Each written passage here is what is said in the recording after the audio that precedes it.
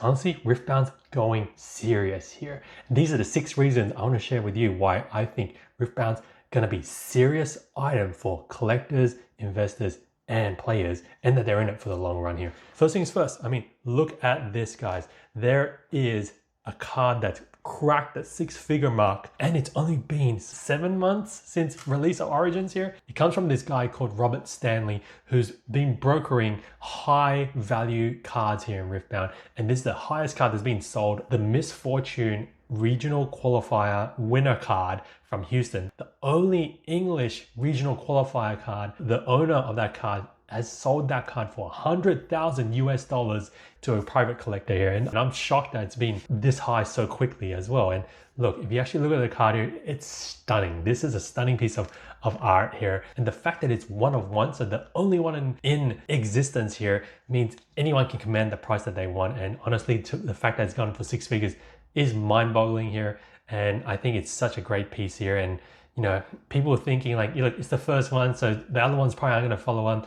Honestly, I think it sets a good benchmark here that excites competitors to want to go and compete and do really well for these chances of these types of, you know, rewards at the end of it here. Then you have the best of metal cards as well. That is like given to players of that specific character who's done the best in that regional qualifier there.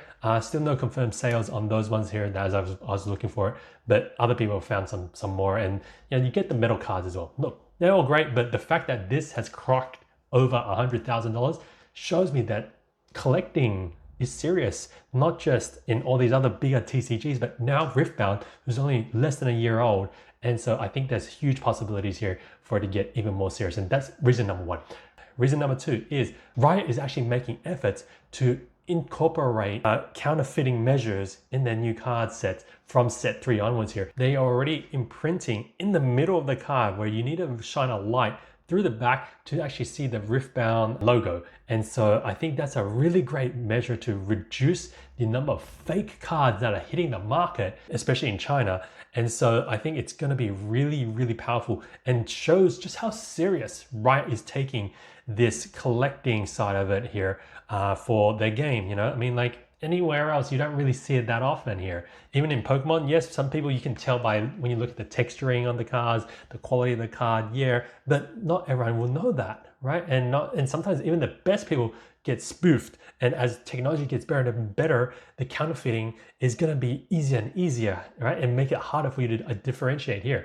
And I remember a lot of times in Pokemon, a lot of people say, you have to rip the card, you see this black line in the middle, then you know it's a real card. By then your card's trash, kids, right? But you know, this measure here I think is really smart, really great. And I'm excited to see that Riot is taking it seriously here to make it a real collectible here for the IP of Riftbound here. And reason number 3 is this new card Rarity that is called the Ultimate Rarity here, and they're bringing it in with the first of Unleashed here, being around the Baron Nashor. Honestly, when I look at this card, it just looks like a tsunami wave, which is kind of cool, but it also reminds me of that weird alien thing, the mouth in the mouth of the alien. So like, it just reminds me of that, just really creepy looking, but I want to see it in the flesh. I want to see what it looks like. And you know, there was another creator that's made a very interesting mention here of like, you know, what's interesting here is it's the rarest of the rarest cards. So it's like 0.1% or less, right? Chance of getting it. But it's weird that it doesn't have a signature, like the artist signature on it. I thought, oh yeah, that's a good point, right? If this is the rarest card, you imagine it'd be like serialized if they wanted to, but or even put in the signature and make it different. And so that's definitely an oversight from Riot here. But the fact that they want to implement more chase cards into already high chase card sets, then it's super awesome that I think that they're taking it seriously and wanting to create that collectability aspect there. And I think that's only going to be better and better for collectors, investors, and players as well. That's why I think this is part of the grander scheme to make it a serious offer here, as not just another TCG game to play, but also as an alternative asset class to join the big boys of Magic, Pokemon, right, and One Piece. And so that's number 3. Number 4 is Riot implementing that raffle lottery system for their site where you can buy booster boxes, right, and all these other like special edition versions for Riftbound. But not only that, they're implementing something so cool, I think that's really helpful for players, for collectors, investors, whoever it is, right? Is this catch-up drawing system, this catch-up mechanic. The way it works is if you've been in the Spirit Forge draw, you've been in the Lunar Bundle draw, and you've been in the Unleashed draw, which is by the time this comes up, probably either on the day or a day after, right? Is that if you've been in those those draws and you haven't gotten a chance to buy it at all because you weren't picked, then it's kind of like a pity system where you will get a higher chance. You'll be moved into another pool of all the same people, and you get a chance to get this catch-up draw where you can buy Origins, Spirit Forge, and Unleashed here. I don't think it includes the Lunar Bundle yet there, but just the fact that you can get the other stuff beforehand, I think that's such a great play by Riot and very community friendly here.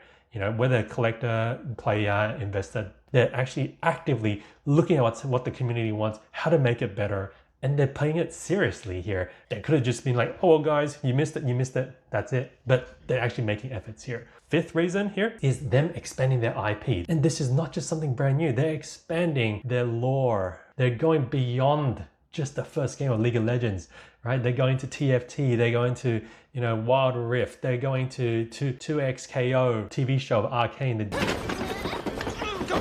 Doing other spin-off stuff too.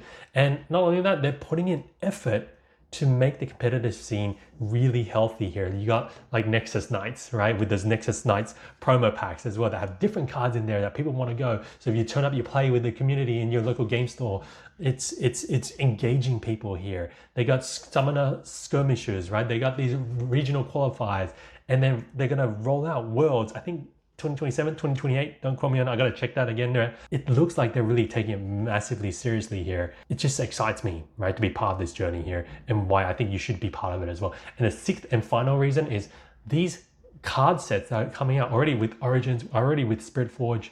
Like, you can see the chase cards here, the highest cards there, they're almost like $2,000, $3,000, right, for the signature top cards of, you know, the Ari, the Kaisa, right? And then the Ari again in Spirit Forge, the Irelia, right?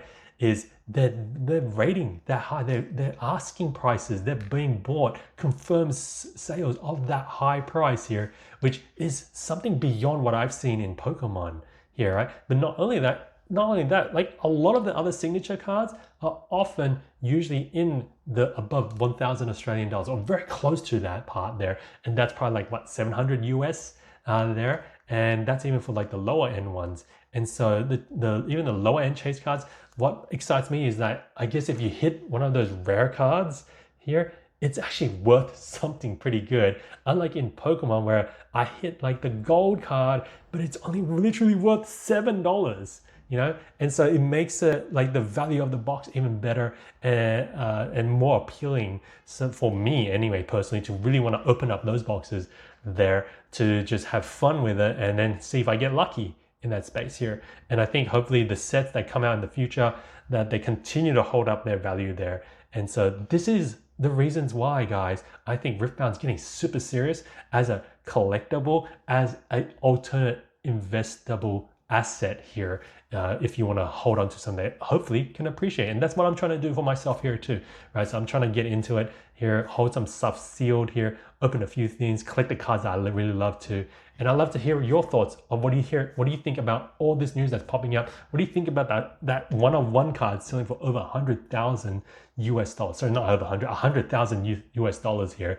And I just think there's huge potential for it to go further here.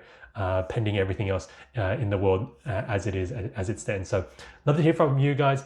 And of course, if you found some good value in here, make sure you subscribe to the channel here as we share more about Riftbound. And I'm super excited because I got some cool stuff lined up for the Sydney regional qualifier here. Gonna share more with you guys soon as well. See you then. Bye for now.